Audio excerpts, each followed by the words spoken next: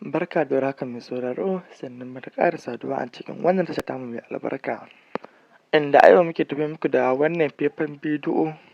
na yacca mawaƙi Ado Gwanja yake buga sabuwar waƙarsa mai suna A Girgiza, da kuma turka-turkar da take tunkaro shi dangane da takardar da aka aika masa izuwa takardar gayyata wacce gwamnati take neman sa, da kuma cece-kucen da ake ta tafkawa a cikin al'umma dangane da wannan shahararren mawaƙi. Duk dai ku biyo mu a sannu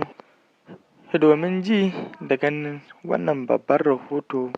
na yacce wannan lamari ya kasance. Amma kafin nan mai sauraro idan har kai baƙo ne a wannan tasha tamu mai albarka, ka dangwala mana subscribe haɗi da ƙararrawa domin kasancewa tare da mu a koda yaushe da zarar mun saki zafafan shirye-shiryenmu da kuma ingantattun labaranmu.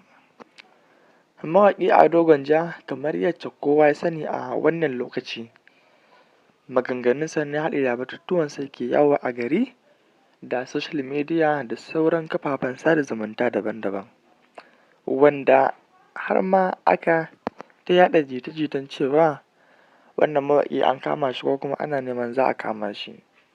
Sai da dai ta kai ta kawo a yanzu an aike masa da takarda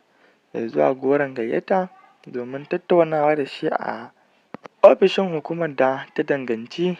matsalolin da ake ganin yake haifarwa dangane da waƙoƙinsa da yake saki. Idan mai sauraro bai manta ba, a satuttukan baya ne mawaƙi Ado Gwanja ya saki waƙarsa mai suna War, inda wannan waƙar ta jawo cece-kuce a cikin al'umma da dama, har ma ake ganin cewa a dalilin wannan waƙa ma za a ƙwamashe shi ko kuma a yanke masa hukunci. Wannan waƙa dai ta tafi lafiya lau har ma ya bi bidiyo'anta da dai sauran abubuwan da ya kamata. Sai kuma a baya-bayan nan ya saki wannan sabuwar waƙa tasa mai suna Cas Asusa, wacce wannan waƙa ta fi jawo cece-kuce a kan kowace waƙa da mawaƙi Ado Gwanja ya yi dangane da yacce ake zargin za ta gurɓata tarbiyyar al'umma da dai sauran abubuwa. Amma mawaƙi Ado Gwanja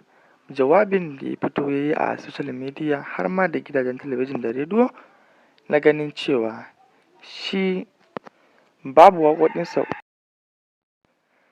Barka da warhaka mai sauraro, sannunmu da ƙara saduwa a cikin wannan tasha tamu mai albarka, inda a yau muke tafe muku da wannan faifan bidiyo na yacca mawaƙi Ado Gwanja yake buga sabuwar waƙarsa mai suna A Girgiza, da kuma turka-turkar da take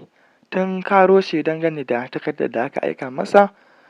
izuwa takardar gayyata wacce gwamnati take neman sa, da kuma cece-kucen da ake ta tafkawa a cikin al'umma dangane da wannan shahararren mawaƙi. Duk dai ku biyo mu a sannu domin ji da ganin wannan babban rahoto na yacce wannan lamari ya kasance. Amma kafin nan mai sauraro idan har kai baƙo ne a wannan tasha tamu mai albarka, ka dangwala mana subscribe haɗi da ƙararrawa domin kasancewa tare da mu a koda yaushe da zarar mun saki zafafan shirye-shiryenmu da kuma ingantattun labaranmu. Mawaƙi Ado Gwanja kamar yacce kowa ya sani a wannan lokaci maganganunsa ne haɗi da batutuwansa ke yawo a gari da social media da sauran kafafen sada zumunta daban-daban, wanda har ma aka ta yaɗa jita-jitan cewa wannan mawaƙi an kama shi ko kuma ana neman